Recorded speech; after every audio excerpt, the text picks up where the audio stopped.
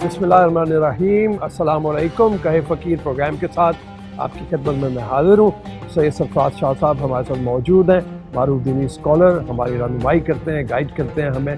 हमने पिछला प्रोग्राम जो ख़त्म किया वो हज़रत अयूब, मौलाना अयूब के हवाले से ख़त्म किया कि जहाँ पे वो एक अपने जो उनके पास खातून आई जिसने मदद की दरख्वास्त की और उन्होंने बग़ैर ये जाने हुए कि वो उनकी मुरीद की बीवी है नहीं है, उन्होंने जाके उसकी मदद की एक दूसरे शहर में अपनी तमाम तर्तकान के बावजूद। और यहाँ से हमने एक सवाल उठाया और वो ये है कि क्या जो पीर हैं उनका यही रवैया होना चाहिए कि वो अकीदतमंद उनके पास जब आएँ तो बग़ैर ये देखे हुए कि वो उनके अपने मकतब फ़िक्र से ताल्लुक़ रखते हैं या नहीं रखते, उनकी खिदमत करें।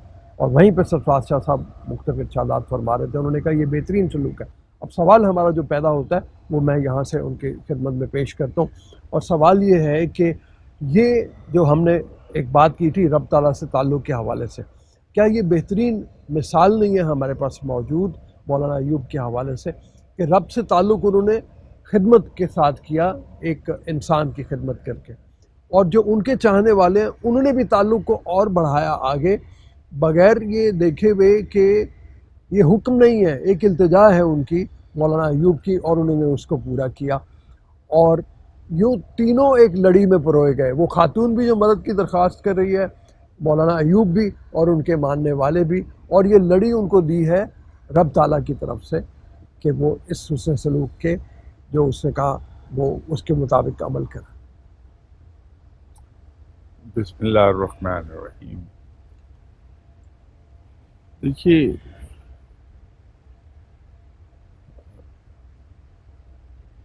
दो चीज़ें हैं,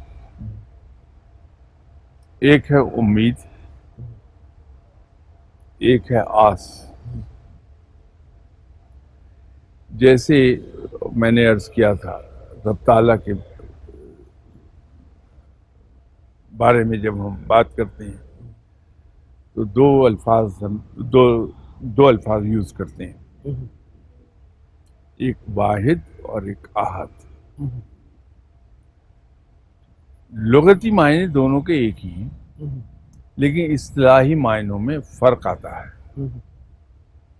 ऐसे आस और उम्मीद, लुगती मायने इन दोनों के एक ही होंगे, लेकिन इसके जो इस्तिलाही मायने हैं उन दोनों में फ़र्क हो जाएगा। उम्मीद ये है कि मैं आपके पास हाजिर हुआ कि आपसे मुझे मदद मिल जाएगी, मेरा ये मसला हल हो जाएगा। आप अगर कर सके तो ठीक है, वरना बड़ा पोलाइटली आपने माजरत कर ली मुझसे, आई एम सॉरी, मैं इस पोजीशन में नहीं। तो ये मेरी उम्मीद आप पर ख़त्म हुई। आस ये है कि आपके बारे में मुझे लोगों से भी पता है कि आप मदद कर देते हैं जो लोग मुश्किल में होते हैं, और मेरा अपना तजर्बा भी है, और आप मेरी मदद करते रहते हैं जब खुदा न खास्ता कभी मुश्किल में आ जाऊं तो मैं आपके पास आता हूं तो मेरे जहन में पूरी पिछली हिस्ट्री एक मौजूद है कि जब जब भी मैं आपके पास गया आपने मुझे हेल्प आउट कर दिया। तो ये अब मेरा एक यकीन है कि अब भी जाऊंगा तो आप मुझे हेल्प आउट कर देंगे। ये आस है मेरी, इसकी बुनियाद है आपके पिछले परफॉर्मेंस पे। इंसान को एक बात से हमेशा डरते रहना चाहिए, और वो है कि किसी की आस न टूटे। बुजुर्गान दीन हमेशा इस बात पर बड़े मोहतात रहे कि किसी की आस न टूटने पाए, और यही वजह है कि अगर उन्होंने किसी के लिए कुछ करना शुरू किया है तो फिर उसको कंटिन्यू किया उस वक्त तक जब तक कि जिसके लिए वो कुछ कर रहे हैं वो खुद आके न कह दीजिए थैंक यू वेरी मच, अब मुझे ज़रूरत नहीं, आप सिलसिला ख़त्म कर दीजिए। ورنہ یہ جاننے کے باوجود کہ اب اس کو ضرورت نہیں ہے وہ کرتے رہتے ہیں. ٹھیک ہے. تو ان بزرگ نے مولانا ایوب صاحب نے جی. اس کی آس نہیں توڑی. وہ امید لے کے نہیں آئی تھی بلکہ آس لے کے آئی تھی. اس کو یقین تھا کہ مولانا ایوب میرے لیے کچھ نہ کچھ کر دیں گے. وہ انہوں نے کر دیا. یہ چھوٹی چھوٹی باریک چیزیں ہیں. دیکھیے ایک عجیب و غریب سی بات ہے. فرض کر لیجئے کہ میں کسی دوسرے شہر میں رہتا ہوں. چونکہ لاہور سے میرا تعلق ہے تو میری بہن بھائی عزیز و اقارب یہی رہتے ہیں. آپ میرے دوست ہیں, آپ لاہور ہی میں رہتے ہیں. میں لاہور آیا, میرے پاس وقت نہیں ہے, لیکن مجھے یہ گوارا نہیں ہوا کہ میں اپنے دوست سے ملے بغیر چلا جاؤں. تو میں گزرتے گزرتے آپ کی طرف آ گیا اور میں نے کھڑے کھڑے آپ کے یہاں چائے کا ایک کپ پی لیا یا پانی پی لیا اور میں چلا گیا. اب یہ جو اس قبیل کے بزرگ ہیں, اس اعلیٰ اخلاقی اقدار کے مالک, ان کے یہاں یہ دستور ہے کہ وہ اس کا ذکر نہیں کریں گے کہ میں آیا آپ کے پاس, صرف اس لیے کہ اگر آپ نے یہ ذکر کر دیا تو یہ بات میرے بہن بھائیوں تک پہنچی تو میرے تعلقات سٹرین ہو جائیں گے. اب یہ ایک اتنی باریک چیز ہے جس پر میرے جیسا گناہگار آدمی تو نظر نہیں رکھ سکتا, لیکن جن بزرگوں کا ہم ذکر کرتے رہتے ہیں وہ اتنے محتاط ہیں. اسی لیے آپ کسی کی زبان سے یہ نہیں سنیں گے کہ فلاں صاحب یہاں آئے تھے. وہ خود بتا دے اس کا اپنا. کبھی ان کی زبان سے کسی کی برائی نہیں سنیں گے. وہ ایک بڑی پرانی بات میں نے جو 2-3 پروگرامز میں یہ سنائی بھی تھی. سیالکوٹ میں ایک اللہ کے اچھے نیک بندے ہوتے تھے. یہ قصہ انہوں نے مجھے سنایا. وہ فرمانے لگے کہ مولانا اشرف تھانوی رحمۃ اللہ علیہ صاحب ان کے گھر اکثر آ کے ٹھہرتے تھے. تو ایک بار وہ آئے ہوئے تھے اور یہ ان دنوں کہیں 5ویں 6ٹھی کلاس میں پڑھا کرتے تھے. تو صبح انہوں نے ناشتہ سرو کیا مولانا صاحب کو, اور وہاں بیٹھے بیٹھے کہنے لگے کہ یہ تو فرمائیے کہ ایک مسلمان میں اور ایک نان مسلم میں کیا فرق ہے. تو مولانا صاحب ان کے مسلک اور ان کے عقائد سے ہمیں تعلق نہیں ہے, اچھے تھے لیکن تھے صاحب علم کا بہت بڑے. تو ہر صاحب علم کی طرح انہوں نے آپ صلی اللہ علیہ وسلم کی سنت پہ عمل کیا, اور یہ دیکھ کے کہ یہ کلاس 5 اور 6 میں پڑھنے والا بچہ ہے, اس کی ذہنی سطح پر اتر کے جواب دیا اس کا. یہ رب کا بھی حکم ہے, آپ صلی اللہ علیہ وسلم کی سنت بھی ہے کہ آپ اپنے مخاطب کی ذہنی سطح کے مطابق گفتگو کیجیے. تو مولانا نے ان سے کہا کہ بیٹا, ایک مسلمان اور غیر مسلم میں اتنا ہی فرق ہے جتنا ایک اچھے آدمی میں اور ایک برے انسان میں ہوتا ہے.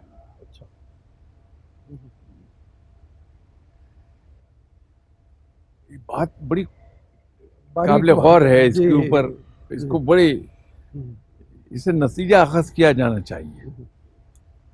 تو فرمانے لگے کہ اچھا آدمی جب کسی کو گناہ کرتے دیکھتا ہے، کوئی عیب کرتے دیکھتا ہے، تو کہتا ہے اس بیچارے سے غلطی ہو گئی، بیچارے سے غلطی ہو گئی، گئی، گناہ نہیں کیا، غلطی ہو گئی۔ غلطی ہو گئی۔ لیکن جب کوئی برا آدمی کسی نیک انسان کو کوئی نیکی کرتے دیکھتا ہے تو کہتا ہے کہ ضرور اس کے اندر کوئی اپنا مفاد چھپا ہے اچھا، جو یہ کر رہا ہے، آہا، بس اتنا ہی فرق ہے۔ اچھا، اب یہ بات ان صاحب نے بتائی، میں اس وزڈم پر بہت دیر حیران ہوتا رہا کہ کس خوبصورت انداز میں مولانا نے اس بچے کو جو کلاس 5 یا 6 میں پڑھتا تھا اس کو یہ سمجھایا کہ دوسرے کی عیبوں پہ نظر نہ رکھو، وہ انسان ہے، غلطی ہر ایک سے ہو جاتی ہے۔ یہ سمجھانے کا بڑا خوبصورت انداز بڑا تھا۔ خوبصورت انداز، جی۔ اور اس کا نتیجہ کیا نکلا؟ جس بچے کو مولانا نے یہ کہا تھا وہ اللہ کا خاصا نیک بندہ بنا بعد اچھا، میں۔ اچھا، وہ انگریزی کے پروفیسر تھے، وہ ایم اے کی کلاسز کو پڑھایا کرتے تھے، جی جی، بڑے نیک آدمی بعد میں وہ بنے۔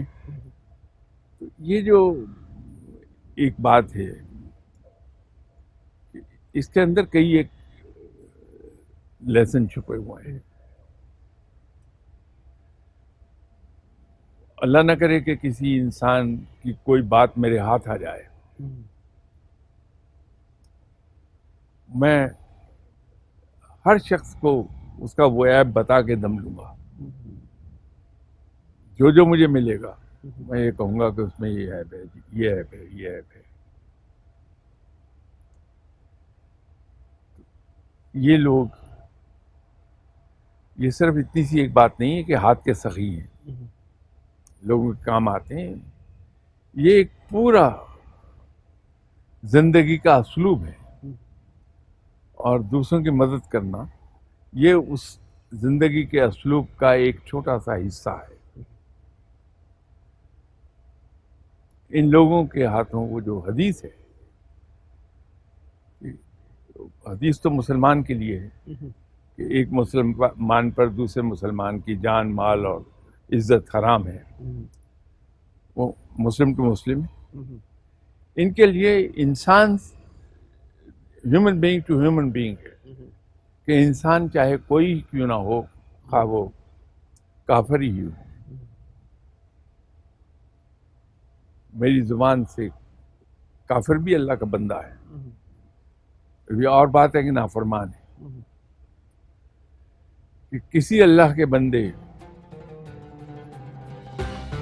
کے بارے میں میری زبان سے ایسی بات نہ نکل جائے کہ اس کی عزت بے حرف آئے۔ یہ بزرگ لوگ بڑے محتاط ہوتے ہیں۔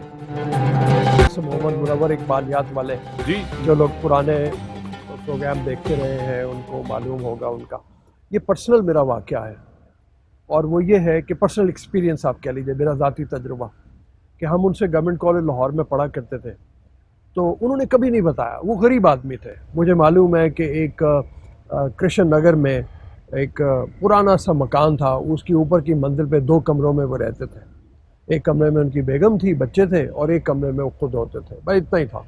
ڈرائنگ روم کہہ لیں، ڈائننگ روم کہہ لیں، جو بھی ہے، وہ ان کا ایک کمرہ تھا جس میں کتابیں ہی کتابیں تھیں، اور بستر پہ بھی کتابیں ہوتی تھی، نیچے بھی کتابیں۔ تو ایک روز گورنمنٹ کالج میں بیٹھے ہوئے کچھ بچے، اس زمانے میں باہر کے ملکوں سے بھی بچے آیا کرتے تھے، تو یہ جو تاجکستان ادھر ادھر کے بچے پڑھتے تھے گورنمنٹ کالج مجھے میں، اچھی طرح یاد ہے۔ جی، تو وہ بچے کچھ پریشان حالت میں بیٹھے تھے، تو میں نے ان سے پوچھا کیا بات ہے، تو وہ کہہ لگے کہ اصل میں ہماری فی جو ہے، ہماری فیس وہ منور صاحب دیتے ہیں، تو اس مہینے ذرا لیٹ ہو گئی ہے، تو وہ آئے نہیں ہے ابھی، تو آج آخری دن ہے۔ خیر وہ آئے تو مرزا منور صاحب نے ہمیں کہا تم ذرا چلے جاؤ، ہم باہر گئے، انہوں نے ظاہر پیسے دے دیے ہوں گے۔ یہی منور صاحب کچھ دن بعد کی بات ہے، میں ان کے گھر پہ تھا، تو ایک دن پریشان وہ ذرا بیٹھے تھے، میں نے کہا کیا ہوا؟ کہنے لگے کہ کل بڑی بیٹی کا نکاح ہے اور مجھے 1400 روپیہ چاہیے چائے کے سامان کے لیے، تو چائے کے سامان کے لیے میرے پاس پیسے نہیں ہیں، 1400 روپے نہیں ہیں۔ پرانی بات ہے 1400 روپے کی بڑی اہمیت ہوتی تھی. تو اسی پریشانی میں اچانک باہر بیل بجی تو ایک صاحب کو انہوں نے بلا لیا اوپر. وہ آئے, میرے سامنے کی بات ہے, انہوں نے کہا کہ مرزا صاحب وہ آپ کی کتابوں کی رائلٹی ہے 1400 روپے کا چیک یہ میں آپ کو دینے آیا ہوں, یہ آپ لے لیجیے. تو اللہ تعالیٰ کس طرح سے مدد فرماتے ہیں. ایسے لوگوں کی مدد ایسی ہی ہوتی ہے. جی جی وہ کوئی بھی انسان یہ کر کے تو ایک بار دیکھے جی کہ اپنی ضرورت روک کے کسی کی ضرورت کے لیے اس کی خدمت کر دے, ہاں تو دیکھیے رب تعالیٰ کس طرح سے اس کی مدد کو آتا ہے. پھر میں تو اکثر بیشتر پروگرامز میں ایک بات کہا کرتا ہوں کہ لوگوں کے لیے اپنی بند مٹھی کو کھول دیجیے. جو استطاعت ہے اس کے مطابق اپنی بند مٹھی کھول دیجیے, اللہ کے خزانوں کے منہ آپ کے لیے کھل جائیں گے.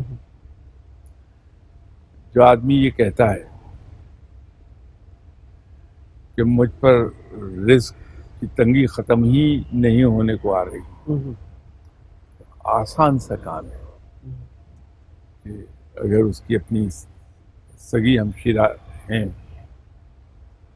تو جب بھی اپنی کسی بھی ہمشیرہ کے گھر جائیں, چاہے وہ ملٹی بلینئرز کیوں نہ ہوں, کچھ نہ کچھ ان کو دے آئیے. آپ دیکھیے رزق کس طرح آپ پہ وسیع ہو جاتا ہے. رب تعالیٰ سے اس کی رحمتیں, اس کی بارش حاصل کر لینا کوئی زیادہ دشوار نہیں ہے. صرف کیسا یہ ہے کہ صدق دل سے اس کے بندوں کی خدمت کر دیجیے آپ جتنا ہو سکتا ہے, تو رب کے خزانوں کے منہ آپ پہ کھل جائیں گے. اللہ بہت رزق عطا فرماتا ہے. دیکھیے یہاں کتنے لوگ ملیں گے, بے شمار لوگ ہیں, نیک لوگ لنگر چلا رہے ہیں اور اللہ تعالیٰ ان کی آمدنی میں برکت دے رہا ہے. معلوم نہیں کب کب سے کتنا بڑا لنگر چل رہا ہے, اللہ دیے جا رہا ہے. تو رب تعالیٰ تو مہربانی فرماتا ہے, ہم اس کے بندوں کے کام تو آئیں ذرا, لیکن شرط یہی ہے کہ بے لوس ہو کے صدق کے دل سے آپ نے جیسے کہا یہ توقع نہ رکھیں کہ ہم اس کے ساتھ یہ کام, یہ اس کی خدمت کر رہے ہیں تو اس کا کوئی صلہ ملے گا. صلہ تو رب نے دینا ہے, اس آدمی نے نہیں دینا ہے. میں نے تو یہ دیکھ کے کہ میرے پاس جو کچھ ہے میرے رب کا عطا کردہ ہے, میں نے اس کی خدمت کر دی ہے. رب اس کا صلہ دیتا ہے اور کئی گنا بڑھا کے دے دیتا ہے. پروفیسر صاحب کی آپ نے بھی یہ بات بتائی, کوئی ہر اس آدمی کے لیے چمبے کی بات یوں نہیں ہوگی جو آبزرو کرتا ہے. صبح سے شام تک آپ کی زندگی میں ایسی بے شمار مثالیں آپ کی نظر سے گزرتی ہیں. اپنی ضرورت روک کے دوسری کی ضرورت کے لیے کچھ کر دیا تو اللہ نے اس کی ضرورت خود پوری کر دی. بلکہ اللہ کا ایک وعدہ بھی ہے کہ تم میرے بندوں کے کام آؤ, تمہارے کام میں خود کر دوں گا. یہ کلیئر ایک وعدہ ہے. اچھا, اب اس میں ایک جو مولانا ایوب کے حوالے سے اور پھر حضرت نظام الدین اولیاء کا ہم نے ذکر کیا, ان کے حوالے سے بھی ایک بات دونوں میں قدر مشترک ہے, اور وہ یہ ہے کہ مولانا ایوب کے پاس جب وہ خاتون آئی ہے اور اس نے ان سے یہ کہا کہ میری یہ ضرورت ہے, تو انہوں نے جو اس کی ضرورت تھی اسی کے مطابق اس کو دے دیا. یہ نہیں کہا کہ تم ایک کالا بکرا لے کے آؤ اور مجھے اتنے پیسے نذرانے کے دو اور پھر میں تمہارے لیے دعا کروں گا. حضرت نظام الدین اولیاء کے بارے میں بھی یہی ہم نے سنا ہے کہ جب ان کے پاس کوئی دعا کے لیے آتا تھا وہ اس کے لیے دعا فرماتے تھے, کوئی پڑھنے کے لیے کچھ مانگتا تھا وہ اس کے لیے پڑھنے کے لیے دیتے تھے. سارا دن وہ کہتے ہیں کہ ایک گہرا کنواں جیسا تھا جس میں امیر لوگ آ کے ان کو نذرانے دیتے رہتے تھے, اور وہ زیورات اور پیسے اور چاندی سونے سے بھرا ہوتا تھا. شام تک وہ خالی ہو جاتا تھا. جس نے پیسے کے لیے ان سے کہا انہوں نے اس کو اٹھا کے اسی میں سے وہ دے دیا. شام کو خالی ہاتھ بالکل وہ جایا کرتے تھے. تو بزرگان کا یہ وصف جو ہے یہی ہونا چاہیے. آج کل جب لوگ جاتے ہیں اور ان کی پہچان بھی یہی ہونی چاہیے کہ جب لوگ کسی کے پاس جائیں اور وہ جا کے ان کو کہے کہ کالا بکرا لے کے آؤ تو پھر ان کو معلوم ہو کہ یہ صحیح نہیں ہے, پھر یہ غلط مطلب قدم ہے. دیکھیے یہ جو کچھ حضرت نظام الدین اولیاء کر رہے تھے جی یہ سنت پر عمل ہے. آپ صلی اللہ علیہ وسلم جی جی سر. کہ ساری عمر یہی اسلوب رہا کہ آپ کی خدمت میں ہدیہ اور عطیات نذرانے یہ آتے رہتے تھے. تو جو ہدیہ اور نذرانے آئے وہ جب اس محفل سے آپ صلی اللہ علیہ وسلم اٹھتے تھے تو پلو جھاڑ کے اٹھتے تھے خالی ہاتھ. یہ سنت ہے. جی جی اسی لیے اگر آپ جاتے ہیں ایسے لوگوں کے پاس جو اللہ کی راہ پہ چل رہے ہیں تو آپ دیکھیں گے کہ جو ان کے پاس بھی نذرانے آتے ہیں وہ اسی وقت تقسیم کر کے خالی ہاتھ اٹھتے ہیں. وہ اپنے پاس کچھ نہیں رکھتے. یہ سنت ہے. جی جی جناب حضرت عمر رضی اللہ تعالیٰ عنہ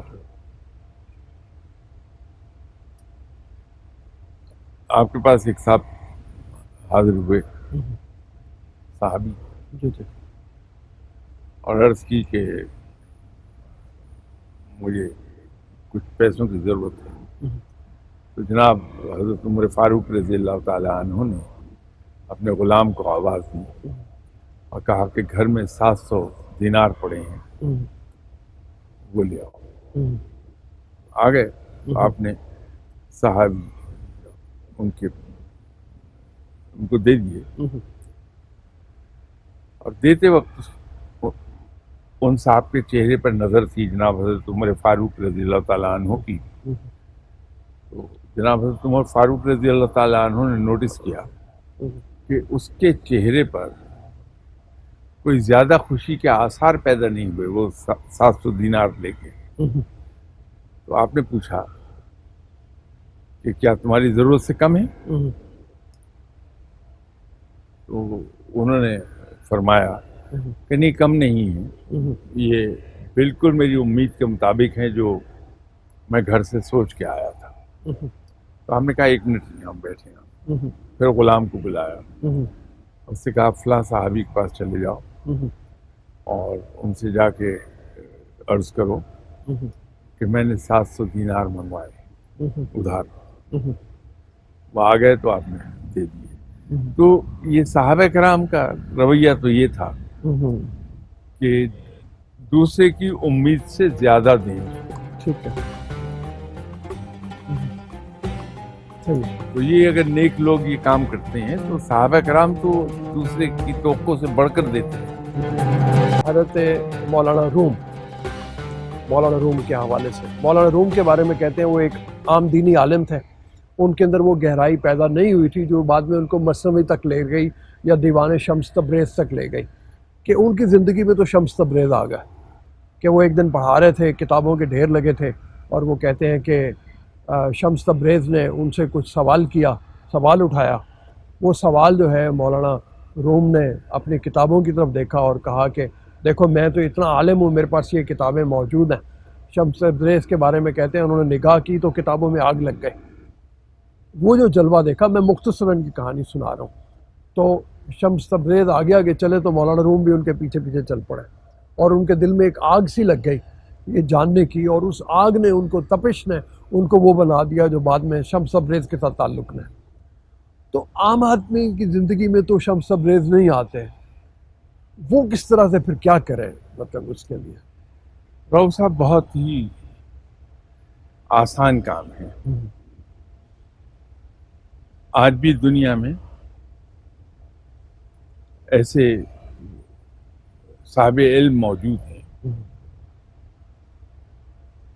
لیکن فرق میرا ہے میں جب کسی نیک آدمی کو دیکھتا ہوں تو میرے اندر ایک ہی چیز بیدار ہوتی ہے کہ یہ نیک آدمی ہے، اللہ اس کی جلدی سنے گا، میں اس سے دعا کرا لوں۔ میں ایسے صاحب علم کو صرف محدود رکھتا ہوں اپنے لیے دعائیں کرانے پہ۔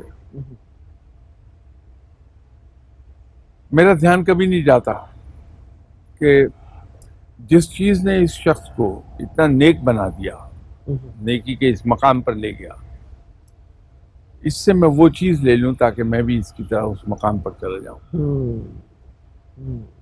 بہت ضروری بات ہے، یہ بہت امپورٹنٹ بات ہے، بلکہ میں کہوں گا کہ آپ اگر برا نہیں منائے، جیسے شعر کے بارے میں ہوتا ہے نا، اس طرح سے اس کو دہرا دیجیے لوگوں کے لیے۔ مطلب یہ جب ہم کسی صاحب علم کے پاس جائیں تو یہ کوشش نہ کریں کہ ہماری جو دنیاوی ضروریات ہیں، دنیاوی مشکلات ہیں، یہ سمجھ کے کہ اللہ کے نیک بندے ہیں، رب تعالیٰ ان کی دعا سن لے گا، تو ہم ان سے صرف اپنی مشکلات اور ان کے لیے دعا نہ کرائیں، دعا کرنے کی مشین نہ سمجھیں، بلکہ ہم یہ سوچیں کہ ان کو کس چیز نے اس مقام پر لا کے بٹھا دیا۔ تو اگر وہ چیز ان سے میں لے لوں تو میں خود بھی اسی مقام پر چلا جاؤں گا۔ ٹھیک ہے۔ تو جب ہم اس کے پیچھے جائیں گے تو پھر ہمیں اسی چیز سے واسطہ پڑے گا جو آپ نے ابھی حکایت بیان فرمائی، مولانا روم کے حوالے سے۔ جی تو ہم خود یہ ایسے ہی ہے کہ میری دوستی ایک ڈاکٹر صاحب کے پاس ہے جو جن کے ہاتھ میں اللہ نے بہت شفا عطا فرمائی ہے۔ میں بیمار ہوتا ہوں ان کے پاس چلا جاتا ہوں، دوا لے آتا ہوں، ٹھیک ہو جاتا ہوں۔ کوئی دوست بیمار ہو گیا، ان کو لے گیا، جا کے دوا دلوا دی، ٹھیک ہو گئے۔ تو میں ساری عمر اسی چکر میں رہتا ہوں کہ ان سے ریکویسٹ کرتا رہوں۔ تو یہ بہتر نہیں ہے کہ میری ایکسیس ان صاحب تک ہے، میں ان کے پاس بیٹھ جاؤں اور ان سے یہ میڈیکل سائنس سیکھ لوں اور خود ہی علاج کر دوں۔ یہ بہتر ہے یا ان صاحب سے بار بار ریکویسٹ کرنا بہتر ہے؟ ہماری نظر اگر اس پر ہو جائے، یہ اٹس میٹر آف پرائیورٹیز۔ میری پرائیورٹی یہ ہے کہ میری زندگی بڑی اسموتھ ہو جائے۔ خواہش تو بری نہیں ہے، لیکن یہ میرے ذہن میں کبھی خیال نہیں آتا کہ میں یہ چیزیں حاصل کر لوں، ان سے سیکھ لوں، اس پہ عمل کروں اور میں اللہ کی دوستی مجھے حاصل ہو جائے۔ یہ پرائیورٹی نہیں ہے میری پرائیورٹی میری زندگی ہے دنیاوی، چھوٹے چھوٹے مسائل ہیں۔ اور پھر وہ مزے کی بات یہ ہے کہ میں اپنی زندگی کو غیر فطری حد تک سموتھ کر لینا چاہتا ہوں۔ میری خواہش ہے کہ میری زندگی میں کوئی جھٹکا آئے ہی نہیں، نہ چھوٹا سا نہ بڑا۔ جبکہ فطری زندگی یہ ہے کہ یہاں ہر چیز جوڑے میں ہے، خوشحالی ہے تو تنگ دستی ہے، تندرستی ہے تو بیماری ہے، آرام ہے تو بے آرامی ہے۔ اب ان سب سے مل کر ہی زندگی بنی ہے۔ اچھا وقت اگر میں نے گزارا ہے تو برا وقت بھی میں گزاروں گا، کوئی اور نہیں گزارے گا میری جگہ۔ تو اگر میں اچھے وقت میں اس کو انجوائے کرتا رہا ہوں تو جب یہ ذرا سی گوئنگ رف ہو گئی ہے تو میں اس کو صبر سے گزار لوں، اس امید پر کہ جس رب نے مجھے اتنے عیش کرائے ہیں، اگر 4 دن کی تکلیف آ گئی ہے تو رب تعالیٰ اسے بھی گزار دے گا اور اس سے بہتر زندگی، پہلے سے بہتر زندگی عطا فرما دے گا. تو میں خاموشی سے اس کو گزار لوں. ہمارے لیے یہ بڑا اہم ہے کہ ہم 2 چیزوں کو اچھی طرح سمجھ لیں. ایک ہے صبر اور دوسری ہے برداشت. ٹھیک. جو حالات کا جبر ہے وہ تو ہم نے سہنا ہی ہے.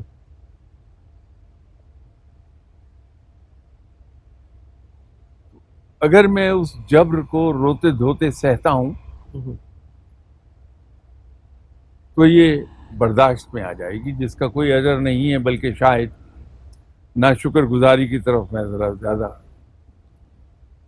چلا جاؤں گا اگر میں نہیں برداشت کروں گا تو. اور اگر اس لین پیچ کو بغیر ہائے ہائے کیے اور اللہ کا شکر کرتے ہوئے گزارا ہے تو میں اللہ کے شکر گزار بندوں میں ہو جاؤں گا، میں صابرین میں سے ہو جاؤں گا. اس کا اجر بہت بڑا ہے کہ رب میرے ساتھ ہے، بہت بڑا اجر ہے. تو جب مجھے یہ پتہ ہی ہے کہ معلوم ہے مجھے کہ مجھے اس میں سے گزرنا ہی گزرنا ہے، کیونکہ فطری زندگی یہی ہے، تو پھر کیوں نہ میں اس کو صبر سے گزاروں کہ مجھے انعام مل جائے، بجائے اس کے کہ میں ہائے ہائے کروں اور صرف برداشت کی حد تک رہ جاؤں. تو یہ جو ہم ایسے لوگوں کے پاس دوڑے جاتے ہیں دعا کے لیے کہ دعا کرا لو، ہم اپنے ہی جیسے ایک انسان کے سامنے رو دھو رہے ہیں. تو ہو سکتا ہے میں غلط سمجھ رہا ہوں، جیسے میں نے عرض کیا کہ میرے پاس نہ دین کا علم ہے نہ دنیا کا علم ہے، لیکن میں یہ سمجھتا ہوں کہ جب میں اپنی زندگی کے دکھ اپنے ہی جیسے کسی انسان کے سامنے بیان کر رہا ہوں تو میں اصل میں اللہ کا شکوہ بیان کر رہا ہوں. میں اس کو ایک صوفیانہ سے انداز میں تو لیتا ہوں. وہ ایک شعر ہے، اس کو وہ ہاتھ میں آیا ہے آدھی رات کے بعد، دیا دیے سے جلایا ہے آدھی رات کے بعد. ماشاء اللہ. تو وہ جو فرمایا نا کہ یہ دیا دیے سے جلانے والی بات ہے. اب رات میں آدھی رات میں عبادت گزاری اور عبادت کے ساتھ، اور وہ جو ایک مجھے پیغام آیا ہے اس کے ساتھ میں نے لے کے آگے روشنی پھیلا دی ہے نور کی. آپ جو بات ارشاد فرما رہے ہیں وہ یہی ہے کہ بجائے اس کے کہ وہیں رک جاؤ اس دیے کہ یہیں بجھ جانے دو، بلکہ یہ ہے کہ اس دیے سے آگے کی روشنی چلاؤ. میرے خیال میں ہمارے پروگرام کا وقت بھی ختم ہو رہا ہے، اسی پہ ہم ختم کریں گے. یہاں پہ آپ نے جو بات کی وہ سمجھنے والی بات ہے کہ زندگی جیسے ارشاد فرمایا شاہ صاحب نے جوڑوں کی شکل میں ہے. اگر دکھ ہے تو پھر اس کے ساتھ راحت بھی ہے، اگر راحت ہے تو اس کے ساتھ تھوڑا سا دکھ بھی ہے. اس کو برداشت کرنا ہے. صبر اصل چیز ہے جس کے ساتھ چلانا ہے آپ نے. اللہ تعالیٰ جس نے دکھ دیا ہے وہ راحت بھی دے گا، وہ آرام بھی دے گا. اگر تنگی ہے تو وہ تنگی کو بھی دور کرے گا. صرف یہ ہے کہ اس تنگی کے دنوں میں رب کو نہ بھول جائیں. اللہ کی طرف سے یہ آنے والی تکلیف ہے، اس کو یہی خیال کر کے دیکھیں اور پھر آگے زندگی کو آگے چلائیں. بزرگ کے پاس جائیں، دعا ضرور کریں، لیکن پھر اس بزرگ جیسا شاہ صاحب کہتے ہیں بندے کی کوشش بھی کریں تاکہ آگے لوگوں کی مدد آپ کر سکیں. ابھی اجازت دیجیے، انشاءاللہ تعالیٰ پھر حاضر ہوں گے. اللہ حافظ.